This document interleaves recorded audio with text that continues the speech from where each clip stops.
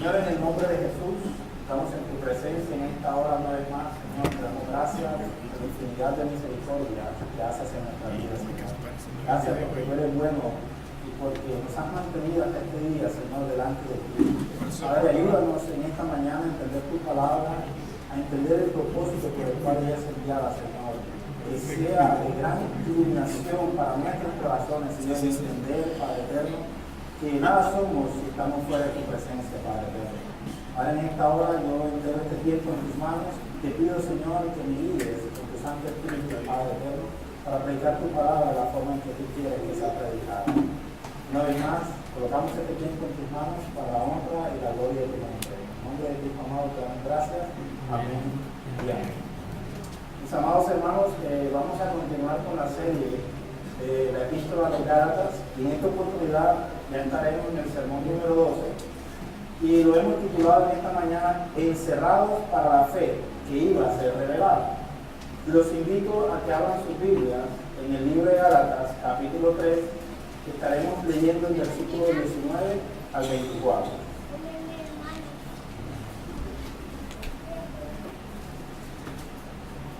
Gálatas capítulo 3, del versículo 19 al versículo 24. ¿Ya todos lo tienen? Leemos la palabra del Señor.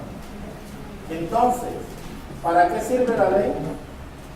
Fue añadida a causa de las transgresiones hasta que viniese la simiente a quien fue hecha la promesa, y fue ordenada por medio de ángeles en manos de un mediador. Y el mediador no lo es de uno solo, pero Dios es uno. Luego la ley es contraria a las promesas de Dios en ninguna manera, porque si la ley dada pudiera vivificar, la justicia fuera verdaderamente por la ley. Mas la Escritura lo encerró todo bajo pecado, para que la promesa que es por la fe en Jesucristo fuese dada a los creyentes. Pero antes que viniese la fe, estábamos confinados bajo la ley, encerrados para aquella fe que iba a ser revelada.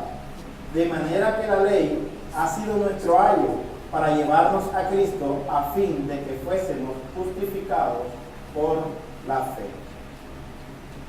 En el sermón anterior veíamos la diferencia, o hacíamos una claridad acerca del pacto que le fue dado a Abraham, la promesa del pacto que le fue dado a Abraham con la ley. Y veíamos que la ley fue dada al pueblo de Israel para revelar verdaderamente el corazón del hombre. Es decir, el apóstol Pablo, después de demostrar que la promesa del pacto de gracia ratificado por Dios no puede ser abrogado ni invalidado por la ley, que fue dada 430 años después, el apóstol Pablo entonces intuye que fácilmente cualquier persona podría plantearse una pregunta. Y la pregunta es, ¿para qué sirve la ley? Y el mismo apóstol Pablo entonces responde haciendo una serie de afirmaciones acerca de la misma. Veamos entonces. Decíamos que si los pactos humanos son firmes, mucho más los pactos ya ratificados por Dios, en este caso el pacto hecho con Abraham. La promesa fue hecha a Abraham y a su simiente, y la simiente prometida, veíamos en el sermón anterior, que es Cristo y no Israel. La ley decíamos también que no se puede abrogar ni invalidar, y tampoco invalida la promesa hecha por el Señor. Y la herencia no puede ser el resultado de cumplir la ley, sino de la promesa del pacto de gracia. Ahora bien, el pacto con Abraham y su simiente es un pacto de gracia. Ahora sí, vamos a entrar en materia y veamos en esta mañana. Vamos a ver 6 aspectos importantes de esta cuestión. Dice, la ley es diferente a la promesa dada a Abraham en función, característica y duración. Y vamos a ver 5 puntos importantes en esta mañana. Número 1, el propósito de la ley es revelar el pecado.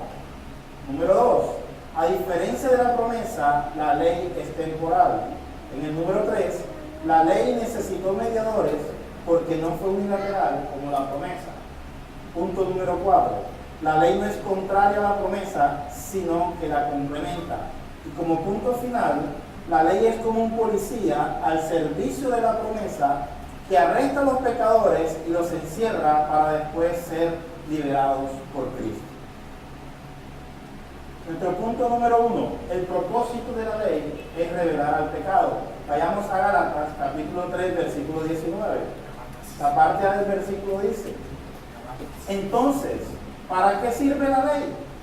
Fue añadida a causa de las transgresiones. La traducción de Dios habla o lo ilustra de la siguiente manera. Entonces, ¿para qué sirve la ley? Fue dada después para poner de manifiesto la desobediencia de los hombres. Mis amados hermanos, la ley fue añadida, fue agregada, fue una parte del plan de redención, pero no es el camino que nos lleva a la salvación. Fue un periodo en el cual el Señor dio la ley para dejar de manifiesto precisamente aquello que los religiosos quieren enseñar. Es decir, los religiosos enseñan que la ley te conduce a la salvación, pero el Señor estableció la ley no para eso, sino para mostrar la verdadera condición del hombre.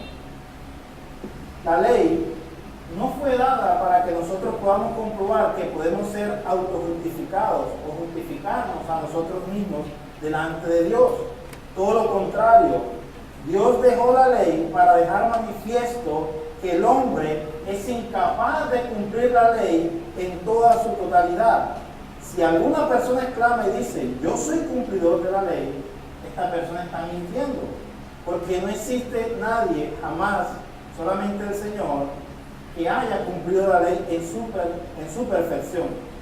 Por eso, veamos lo que el apóstol Pedro dijo en Hechos de los Apóstoles. Les invito a que veamos Hechos, capítulo 15, versículo 10. El apóstol Pedro estaba discutiendo acerca de este mismo tema, acerca de la ley. Y él lanza esta expresión o dice, entonces, y hace una pregunta, ¿por qué ahora desafían a Dios al poner carga sobre los creyentes gentiles como un yugo que ni nosotros ni nuestros antepasados pudimos llevar? Nueva traducción viviente, estoy leyendo, si no concuerda lo que estoy leyendo con la que ustedes tienen. Es decir, el apóstol Pedro está haciendo una claridad diciendo, ¿por qué le imponen la ley a los gentiles, a los creyentes, si nosotros tampoco la hemos podido cumplir? Dejemos el legalismo de lado y comencemos a vivir bajo el evangelio de la gracia que el Señor le ha dado a cada uno de los creyentes. Ahora, esto nos lleva entonces a pensar que ninguna persona jamás ha podido cumplir la ley. Entonces surge una pregunta, ¿es mala la ley? De ninguna manera. La ley es buena si se le da el uso correcto, y veamos cómo el apóstol Pablo lo interpreta al escribirle la carta a Timoteo. Los invito a leer 1 Timoteo, capítulo 1, versículo 8 al 11. Nosotros sabemos que la ley es buena cuando se usa correctamente. Estoy leyendo en una traducción viviente.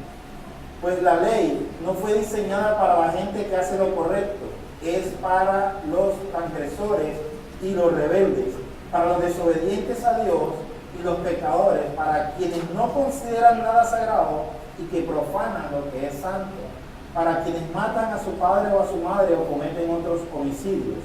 La ley es para los que cometen inmoralidades sexuales o los que practican la homosexualidad, o los traficantes de esclavos, los mentirosos, los que no cumplen su promesa, o los que hacen cualquier otra cosa que contradiga la sana enseñanza, que proviene de la gloriosa buena noticia que me confió nuestro bendito Dios. Entonces, mis amados hermanos, ¿en qué sentido es buena si la ley es para los pecadores? Es buena en que la ley funciona como un revelador. Es decir, funciona como aquella máquina de rayos X que nosotros miramos nuestro cuerpo a simple vista y no podemos observar. Pero la máquina de rayos X va más allá de nuestro cuerpo y nos revela nuestro esqueleto, nuestros órganos internos. Es decir, la ley funciona como un escáner que nos hace ver la realidad de lo que somos por dentro. Es decir, somos pecadores condenados. La ley funciona como una lámpara. Imagínese usted que va en su coche en una noche oscura y se avería, su automóvil se detiene. Entonces usted toma una linterna, abre el capó y examina el motor de su auto. La luz le permite ver el problema, pero no le va a solucionar el problema. Le revela que hay un problema con su automóvil, pero la luz de la lámpara nada puede hacer para remediarlo. De esa misma forma funciona la ley. La ley sirve para revelar a nosotros cuán pecadores somos delante de Dios, pero la ley no va a solucionar nuestro problema, que es el pecado del hombre. Simplemente la ley funciona como una luz reveladora que nos ayuda a identificar el problema y que lo pone al descubierto. Y eso lo vemos en Romanos capítulo 7, versículo 9 al 13. Vamos a leerlo, por favor.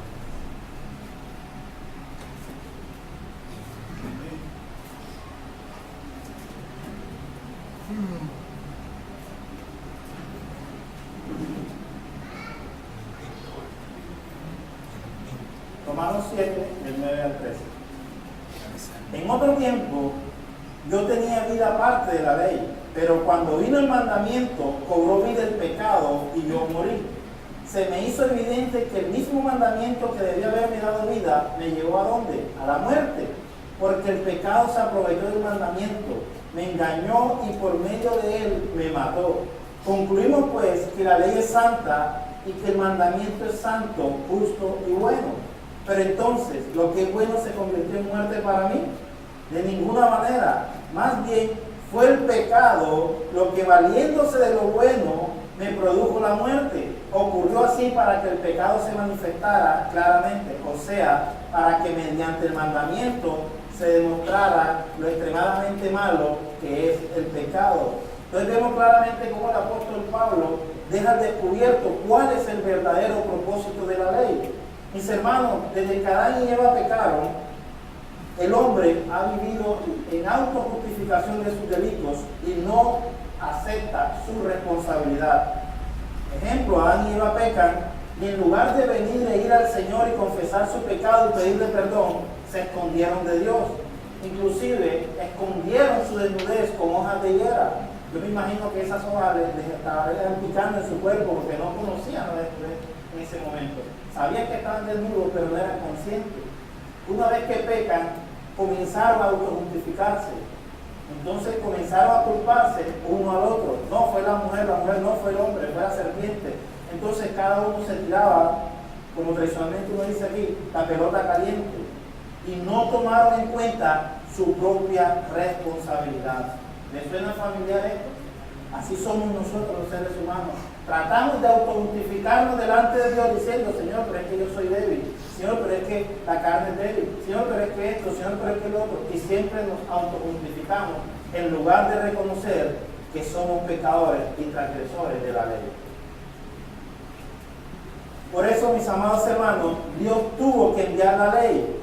Porque cuando ésta se manifiesta, lejos de darnos un camino de autojustificación, solo alborota nuestra naturaleza pecaminosa.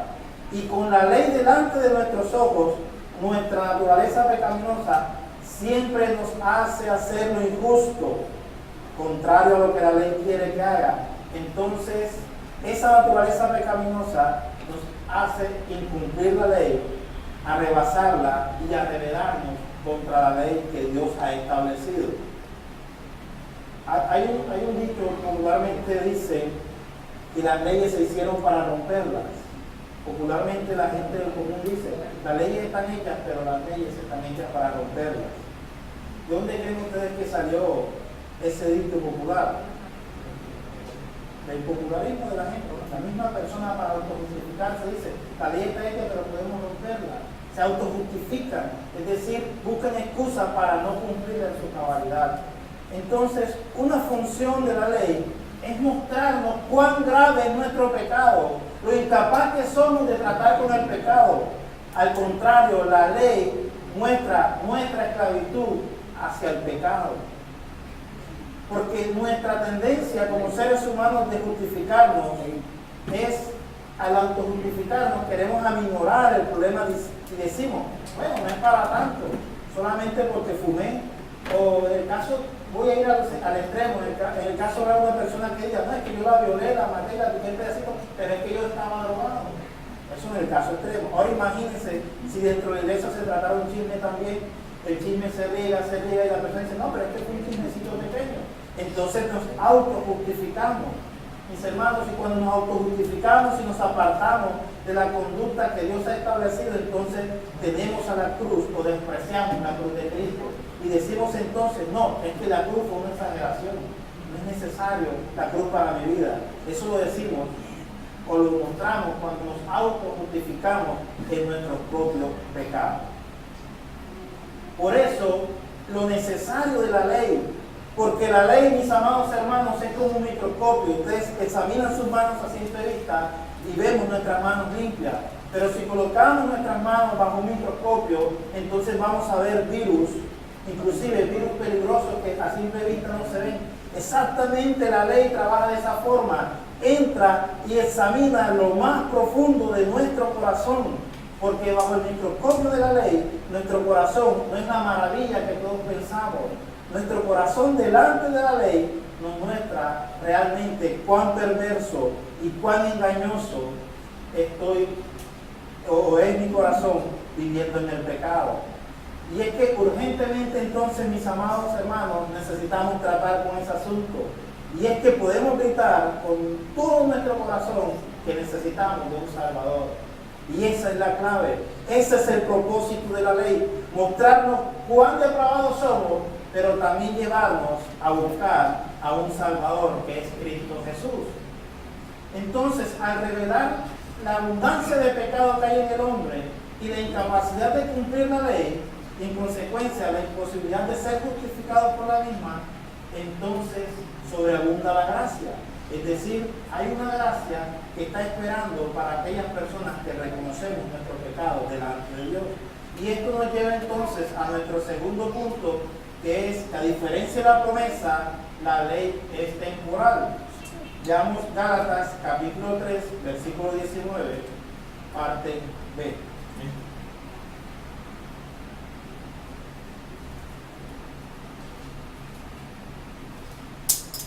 Gálatas 3:19, perdón, parte B. Hasta que viniese la simiente a quien fue hecha la promesa. En la versión Dios habla hoy lo dice de la siguiente manera: hasta que viniera esa descendencia a quien se le había hecho la promesa. Y sabemos que esa descendencia en la simiente es Cristo Jesús. Entonces el apóstol Pablo establece que el tiempo de la ley fue limitado. Es decir, la ley no iba a permanecer como el pacto dado a Abraham, sino que la era de la ley tendría un término. Es decir, cuando llegara Cristo, el portador de la promesa, quien la cumplió y la dio por consumada. El Señor Jesús dijo en Mateo capítulo 5, versículos 17 y 18, no piensen que he venido a anular la ley o los profetas. No he venido a anularlos, sino a darles cumplimiento. Les aseguro que mientras existan el cielo y la tierra, ni una letra, ni una tilde de la ley desaparecerá hasta que todo se haya cumplido. Y el Señor lo cumplió en la cruz del Calvario. Al expirar, Él dijo lo siguiente: cuando Jesús hubo tomado el vinagre, dijo, consumado es, y habiendo inclinado la cabeza, entregó el Espíritu. El autor del libro a los Hebreos también lo expresa de la siguiente manera. Hebreos capítulo 8, versículos 6, 7 y luego el 13. Dice de la siguiente manera: pero ahora tanto mejor ministerio es el suyo, cuanto es mediador de un mejor pacto, establecido sobre mejores promesas, porque si aquel primero hubiera sido sin defecto, ciertamente no se hubiera procurado lugar para el segundo. Versículo 13. Al decir nuevo pacto, ha dado por viejo ¿cuál? Al primero. Y lo que se da por viejo se envejece y está próximo a desaparecer. Entonces vemos que la ley es temporal. ¿Por qué? Porque fue dada en cierto tiempo para mostrar nuestra condición pecaminosa hasta que llegara nuestro Salvador, que es Cristo Jesús. Y cuando el Señor llegó, cumplió toda la ley en su cabalidad y nos dio a nosotros una oportunidad, es decir, nos dio vida para que tuviésemos vida en Cristo Jesús. Entonces vemos la temporalidad de la ley. Mis amados hermanos, esto nos deja como enseñanza, nos muestra que nuestra confianza debe estar puesta en quién, en el autor y consumador de la fe, que es Cristo Jesús. Y esto nos lleva a nuestro tercer punto, y es la siguiente: la ley necesitó de mediadores porque no fue unilateral como la promesa. Gálatas capítulo 3, versículo 19, parte C del versículo. Y fue ordenada por medio de ángeles en manos de un mediador. La traducción de Dios habla hoy lo muestra de la siguiente manera. La ley fue proclamada por medio de ángeles y Moisés sirvió de intermediario. Según este versículo, mis amados hermanos, Dios le da la ley a quienes, a los ángeles, para que le entregaran a Moisés. Y Moisés entonces la entregó al pueblo. Y veamos el ejemplo. Quiero que me acompañen a Éxodo, capítulo 20, versículos 18 al 19. Dice lo siguiente: todo el pueblo observaba el estruendo y los relámpagos, y el sonido de la bocina, y el monte que humeaba. Y viéndolo el pueblo temblaron y se pusieron de lejos. Y dijeron a Moisés: habla tú con nosotros y nosotros oiremos, pero no hable Dios con nosotros para que no muramos. Es decir, vemos que hay un intermediario entre Dios y el pueblo, pero en el nuevo pacto vemos que es Dios directamente haciendo una promesa con Abraham, y vemos el cumplimiento de esa promesa, que incluso el Señor descendió en forma de hombre y dio su vida por nosotros. Vemos un contacto directo, no de intermediario. Aunque Moisés es el mediador que representaba al pueblo y por ello alguien importante, no debe perderse de vista que es solamente un nexo humano entre Dios y el pueblo, y como tal, entonces Moisés carecía de autoridad independiente. Pero Dios es uno, mis amados hermanos, y actúa en su propia cuenta, soberana, directamente y personalmente por nosotros. Entonces, mis amados hermanos, la diferencia entre el pacto con mediadores es que Dios habló directamente con Abraham y no hubo ningún mediador entre ellos dos en el momento de hacer el pacto. Veamos lo que dice Gálatas capítulo 3, versículo 20. Y el mediador no lo es de uno solo, pero Dios es uno. La nueva traducción viviente lo dice de la siguiente manera: ahora bien, un mediador es de ayuda si dos o más partes tienen que llegar a un acuerdo. Pero Dios, quien es uno solo, no usó ningún mediador cuando le dio la promesa ¿a quién? A Abraham. Esta es una prueba más, mis amados hermanos, para decirnos que la ley tuvo necesidad de un mediador, ya que las dos partes tenían responsabilidades.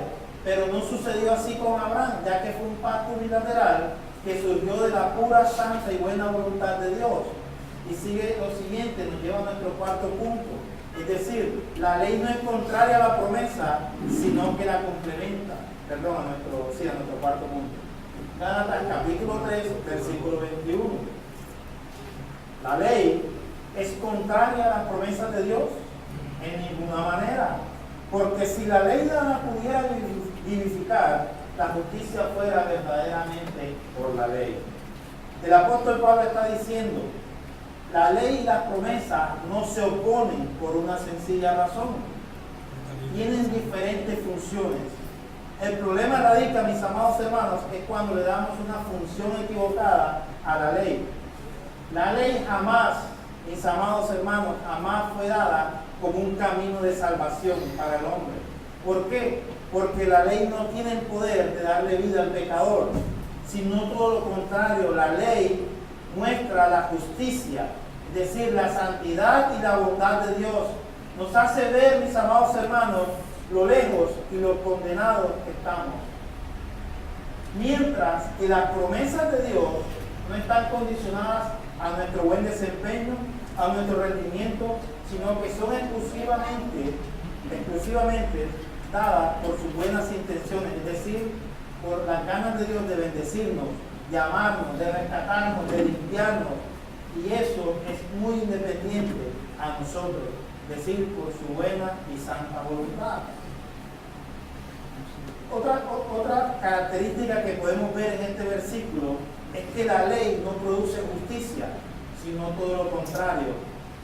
Y este es un principio, mis amados hermanos, que nosotros deberíamos tener en todo momento, especialmente nosotros que somos padres, porque a veces en el rol de padre somos muy dados a recordarles a nuestros hijos la ley, es decir, decimos a nuestros hijos, eso no le agrada a Dios, eso está mal, no seas desobediente, pórtate como un buen cristiano. Pero ese no es el problema, mis hermanos. Nuestros hijos necesitan entender que son pecadores también. El hecho de que seamos ministros o que tengamos algún cargo en la iglesia no exige que nuestros hijos dejen de ser pecadores. Todos somos pecadores, mis amados hermanos. Y el problema radica en que a veces, en muy pocas son las veces en que nosotros conducimos a nuestros hijos a la gracia. Es decir, son muy pocas las veces en que llevamos a nuestros hijos a la cruz del Calvario. Por un lado le decimos a nuestros hijos, wow, qué maravilloso, eres capaz, tú lo puedes hacer. Pero por el otro lado estamos tratando de controlar a nuestros hijos con la ley. Entonces le damos un mensaje mezclado que los hace confundir. Cuando lo que debemos hacer, mis amados hermanos, como padres que somos, es mostrarles el pecado que hay en su corazón, enseñarles cuán perverso y malvado es su corazón, pero también a la vez conducirlos a Cristo y que aprendan a depender de la gracia de Dios y enseñarles a nuestros hijos verdaderamente a vivir por la fe en Cristo Jesús. Y lo mismo, mis amados hermanos, sucede en las diferentes áreas de nuestra vida. Debemos recordar que la función de la ley no es producir justicia en nadie, en ninguna persona. Así que la próxima vez que tengas que exhortar a un hermano de la iglesia o tengas que exhortar a tu cónyuge, ten presente que la ley no es para hacer justicia. Así que exhórtalo en amor, llevándolo siempre a Cristo. Una vez más, si es necesaria la ley, pero después la gracia. Es decir, si alguien te dice que está cometiendo un pecado, tú puedes decirle, sí, estás mal, pecaste en lo que hiciste, porque hiciste esto, hiciste lo otro, pero sabes una cosa, yo no soy mejor que tú, así que si verdaderamente estás arrepentido, vamos, oremos juntos y busquemos el perdón de Dios y el socorro para que Dios pueda derramar de su gracia sobre nosotros. Esta es una de las formas de llevar a un hermano a los pies de Cristo, no es exhortándole y mostrándole, eres un pecador porque transgrediste la ley, no, es exhortándole en amor y acompañándolo a buscar el perdón de Dios a los pies de Cristo. Mis hermanos, la persona legalista vive enfocada y esclavizada en todo tiempo, porque siempre está pensando en aquellas cosas que no le agradan a Dios. Es decir, tiene como una listica y dice, bueno, esto no le agrada, esto no le agrada, esto no le agrada. Y se vuelve tormentoso. ¿Por qué? Porque siempre está buscando aquellas cosas que no le agradan a Dios, mientras que la persona que vive bajo la gracia hace lo contrario. Siempre está buscando hacer las cosas que le agradan a Dios. Es decir, siempre vive pensando y diciendo al Señor, Señor, ¿cómo te puedo agradar? Señor, dime qué quieres que haga para agradarte. Y en eso está el gozo y la libertad del creyente, buscando siempre las cosas que agradan a Dios, mientras que el legalista hace lo contrario. Por decirlo de esa forma, se atormenta buscando o esquivando todas aquellas cosas que no le agradan a Dios y vive una vida totalmente confundida. Mientras que la libertad con la que Cristo nos llamó nos da el gozo para decirle, Señor, te voy a agradar con todo lo que haga con mi vida, y busca la forma de siempre agradar a Dios.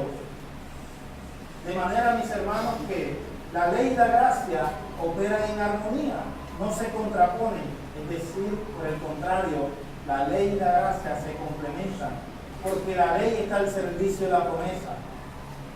¿Cómo? ¿De qué manera? Veamos Gálatas capítulo 3, versículo 22. Y esto nos lleva a nuestro último punto, y en este me voy a detener un buen rato, y dice, la ley es como un policía al servicio de la promesa, y arresta a los pecadores y los encierra para después ser liberados por Cristo. Es emocionante, ¿verdad? Gálatas capítulo 3, versículo 22. Dice lo siguiente, mas la Escritura lo encerró todo bajo pecado, para que la promesa que es por la fe en Jesucristo fuese dada a los creyentes. ¿Qué nos dice este versículo? ¿Que la Escritura tiene algo que decir de nosotros? Sí, las Escrituras tienen una radiografía de nuestra vida, tienen un escáner, tienen un ultrasonido en tercera dimensión de nuestra vida. Es decir, el diagnóstico es que todos los seres humanos hemos pecado.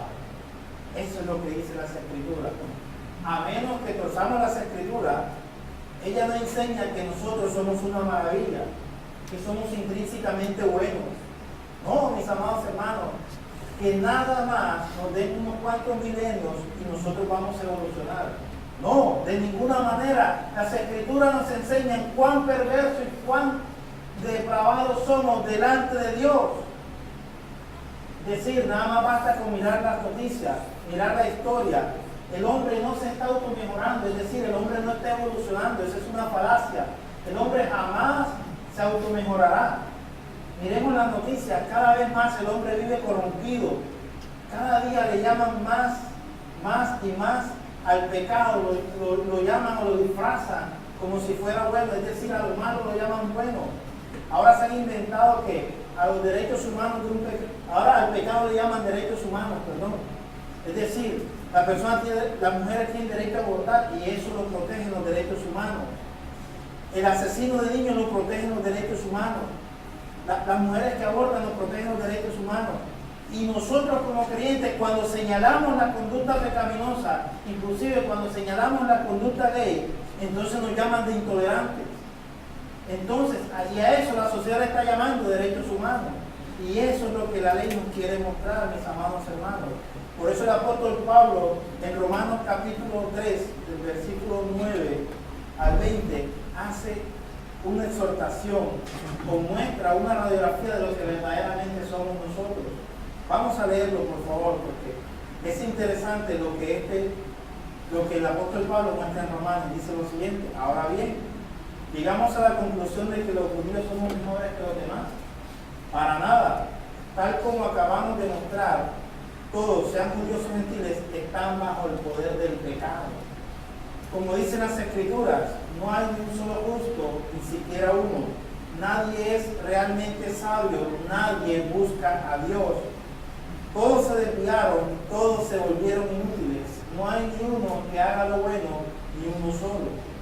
Los que habían es repugnante como el olor que sale de una tumba abierta. Su lengua está llena de mentiras, veneno de serpientes gotea de sus labios. Su boca está llena de maldición y amargura. Se apresuran a matar. Siempre hay sufrimiento y destrucción en sus caminos. No saben dónde encontrar paz. No tienen temor de Dios en absoluto. Obviamente la ley se aplica a quienes fue entregada, porque su propósito es evitar que la gente tenga excusa y demostrar que todo el mundo es culpable delante de Dios, pues nadie llegará jamás a ser justo ante Dios por hacer lo que la ley manda. La ley sencillamente nos muestra los pecadores que somos. Porque solo en el momento, mis hermanos, en el que nos vemos todos en la misma celda, en el momento en que dejamos de autoengañarnos y de permitirle a Satanás que nos venda la idea de que todo está bien, que no es para tanto lo que hacemos, entonces es cuando caemos en cuenta de nuestra necesidad de un Salvador. Y solo entonces es cuando comenzamos a valorar la promesa de salvación que tenemos en Cristo Jesús. Y nos damos cuenta que lo único que queda es creer en lo que Cristo hizo por nosotros, que no necesitamos un pico o de una pala para escapar de la prisión de alta seguridad que es el pecado, que es imposible escapar, sino que necesitamos de un abogado que tiene todo lo necesario para sacarnos de la cárcel como inocentes. Por eso es tan importante el Evangelio, mis amados hermanos, el Evangelio, mostrar la ley, porque si la gente no se ve como lo que es decir, como una persona pecadora, siempre va a decir: yo no tengo problema con Dios, yo necesito un Salvador, yo vivo bien, soy moralmente bueno, cuando realmente todo está muy mal. Cuando la única manera de gritar por ayuda desesperadamente es cuando nos vemos desesperadamente en problemas, y esta es la función de la ley: mostrarnos nuestra miseria, nuestra condición de esclavos del pecado y buscar verdaderamente de un Salvador, que es Cristo Jesús. Y esto nos lleva a Gálatas 3:23. Pero antes de que viniese la fe, estábamos confinados bajo la ley, encerrados para aquella fe que iba a ser revelada. Y la figura que utiliza aquí el apóstol Pablo es la de estar encarcelados. Es decir, el carcelero es el pecado. Las Escrituras, que incluye toda la ley, declara que todos los seres humanos estamos encerrados en la cárcel del pecado y que la única manera de salir es la fe para ser justificados y salir de prisión. Estar encerrados por el pecado es estarlo por la ley. Dios lo planeó de esa manera, para que los encarcelados bajo el poder del pecado estuviéramos encerrados para esa fe que iba a ser revelada. De manera que uno de los propósitos de la ley es mostrar al hombre que la única salida de la cárcel es la fe revelada por la gracia de Dios. La función temporal de la ley entonces también fue la de vigilarnos, mantenernos en una especie de custodia protectora, como un policía que vigila a un preso condenado a muerte, como una jaula que encierra a un tigre que está a punto de salir para devorarlo todo. Y entonces las personas dirán, listo, está bien, pero yo no conocía los 10 mandamientos, yo tampoco conocía las leyes judías. Pero la Biblia dice que Dios puso en el interior de cada persona su ley. Y en Romanos capítulo 2 lo dice de la siguiente manera: aún los gentiles, quienes no cuentan con la ley escrita de Dios, muestran que conocen la ley cuando por instinto la obedecen, aunque nunca hayan oído. Ellos demuestran que tienen la ley de Dios escrita en el corazón, porque su propia conciencia y sus propios pensamientos los acusan o les indican que están haciendo lo correcto. Hermanos, no hay excusa, ninguno puede decir yo desconozco la ley. La ley fue escrita en el corazón de cada persona. Y esto nos lleva entonces a reflexionar, a pensar, de manera que la ley fue también puesta para frenar nuestros impulsos antes de tener un control interno sobre nosotros como el Espíritu Santo. Por eso, aquella persona que decide tomar el legalismo como una forma de agradar a Dios en su vida es la persona más amargada y esclavizada que existe, porque la ley lo que hace es mostrarle su debilidad y podredumbre y no le ofrece absolutamente nada para resolver su situación. Y tener que lidiar con nuestras propias fuerzas es algo imposible. Es un yugo pesado y es una carga difícil de llevar para cada uno de nosotros. Imagínense al legalista, que es como un balde de aluminio que se encuentra totalmente oxidado, que está carcomida por todos lados, pero que está lleno de agua, pero que tiene hoyos por donde quiera, y comienza a derramarse y entonces uno tapa un agujero, pero por el otro lado se sale el agua por otro agujero, y así sucesivamente, y se la pasa tapando agujeros, pero jamás va a poder llenar los agujeros. De la misma forma, el legalista es así, demuestra ser una persona santa delante de Dios, pero hay agujeros en su corazón que van a tener dentro de ella orgullo, lujuria, envidia y toda esa serie de cosas que desagradan a Dios. Es decir, aquella persona que vive en el legalismo, es decir, en el total cumplimiento de la ley, se esfuerza y se enfoca para no pensar orgullosamente, pero en su corazón está brotando envidia, celos, contienda. Es decir, se convence a sí mismo de que está mal, pero tiene una lucha interna de autojustificarse y no reconocer de que necesita de un Salvador. Y es un cuento de nunca acabar. El legalista nunca estará libre, por el contrario, será esclavo de las pasiones, del pecado, de sus bajos deseos. Y la ley no le va a ayudar, por el contrario, la ley le va a empeorar, porque le va a despertar sus peores deseos. Por eso, mis hermanos, la ley es una celda, es un policía, es una prisión, pero no para que vivamos en ella, sino para que nos demos cuenta que solo hay un camino, la fe y la gracia de Cristo Jesús. Ustedes han visto aquellas películas policiales donde hay detectives y hay un homicidio y capturan a un sospechoso y lo llevan a un cuarto de interrogatorio. Y comienzan los detectives a interrogarlo y a mostrarle pruebas, y interrogarlo y a presionarlo a tal punto de que esta persona, al encontrarse frente a las pruebas y a tan duras preguntas, decide confesar que es el asesino y decide confesarlo todo. De igual manera, mis amados hermanos, la ley nos va a llevar a un cuarto de interrogatorio y salvajemente nos va a mirar sin tocarse el corazón y nos va a mostrar toda la verdad y nos va a interrogar y nos va a decir: ¿qué me dices de este pensamiento que tuviste? ¿Qué me dices de esta mala acción que hiciste? ¿Qué me dices de esta mala motivación que tuviste? Hasta que la ley nos hace declararnos culpables y hasta que nos deja totalmente desnudos. Pero una vez que estamos desnudos y cuando ya hayamos reconocido que somos pecadores y que somos reos de muerte y que somos dignos de toda condenación, es justo ahí cuando entra Cristo como el abogado a esa celda, a esa prisión, y nos saca de ahí, nos viste con su justicia, nos declara inocentes y nos hace un hijo de Dios. Cuando estábamos muertos en nuestros delitos y pecados, cuando ya no teníamos nada por hacer, llegó nuestro abogado por excelencia y nos justifica por su gracia. Y esto nos lleva a Gálatas capítulo 3, versículo 24. De manera que la ley ha sido nuestro ayo para llevarnos a Cristo a fin de que fuésemos justificados por la fe. Ayo traduce en el griego como paidagogos, es decir, es de allí donde proviene nuestra palabra pedagogo, y se refería a un esclavo que debía custodiar a los hijos del amo, llevándolos a la escuela y trayéndolos de vuelta, vigilando su conducta durante el día y durante la noche, de manera que era como un acompañante o como una escolta, y a la vez también tenía la autoridad para disciplinar al niño. Y la disciplina que ejercía muchas veces era severa.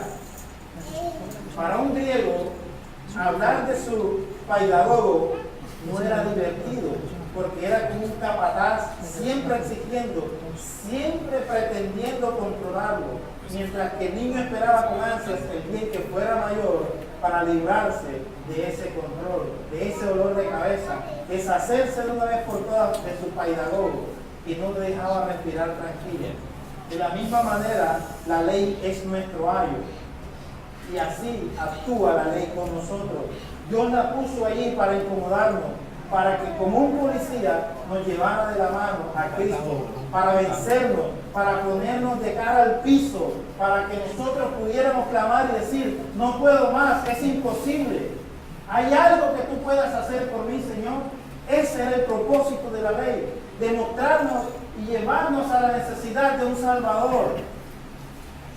Pero bendito el día, mis amados hermanos, que entendimos nuestra incapacidad, nuestra impotencia y nuestra maldad. Nuestro pecado fue entonces y solo entonces que pudimos gritar desesperadamente por ayuda, y la ley nos llevó delante de Cristo a la cruz del Calvario, y fue cuando nosotros pudimos gritar, Señor, soy un pecador, ven a mi vida, ¿puedes ayudarme? Ese fue el día entonces en que la ley dejó de ser nuestro ayo para llevarnos a Cristo Jesús y a través de Él ser libres y vivir en la libertad con la cual Él nos ha llamado. Entonces, mis amados hermanos, como Abraham, somos justificados por esa fe, por esta confianza, y al confiar comenzamos a ser transformados de adentro hacia afuera a la misma imagen de nuestro Salvador. Por eso Gálatas, versículo 24 del capítulo 3 dice, la ley fue nuestro ayo, pero para llevarnos a Cristo, a fin de que fuéramos justificados delante de Él por la fe que es en Cristo Jesús. Mis amados hermanos, en conclusión podemos decir que la ley cumplió o cumple un propósito, y es la de mostrarnos cuán pecadores somos delante de Dios. Pero que la otra función principal es de llevarnos a la necesidad de reconocer que necesitamos de un Salvador, y ese Salvador es Cristo Jesús, y Él está dispuesto a sacarnos de la prisión, de la desesperación en la cual nos encontramos, para darnos salvación y vida en abundancia. Amén. Oremos. Señor, te damos gracias en esta mañana, porque hemos reconocido, Señor, y nos hemos puesto delante de ti, y hemos hecho una radiografía a través de la ley para mostrarnos cuán pecadores somos, Señor, y que no hay ninguno que se pueda justificar o justificar delante de ti diciendo que no conoce la ley, cuando la ley fue escrita en el corazón de cada uno de nosotros, Señor. Padre, por eso en esta mañana reconocemos que necesitamos de un Salvador, Señor. Necesitamos de un Cristo que venga a salvarnos cuando nos encontramos en el pozo de la desesperación, Señor. Si hay algún hermano en esta mañana, Señor, que se encuentre pasando por una necesidad de su alma, llega a su encuentro, Señor, te lo pido en esta mañana, Padre eterno. Permítele salir de ese pozo de desesperación y que te permita conocer que tú eres un Dios verdadero, Padre eterno. Un Dios que trae salvación para nuestra vida y refrigerio para nuestra alma, Señor. Ahora una vez más te damos gracias por este tiempo. Gracias porque tú lo haces en tu tiempo, lo haces bueno, Señor. Gracias por permitirnos conocer cuán desesperados y cuán necesitados estábamos de ti, Señor. Gracias por llegar a nuestro encuentro y por salvarnos una vez más. En el nombre de tu Hijo amado te damos gracias. Amén y amén.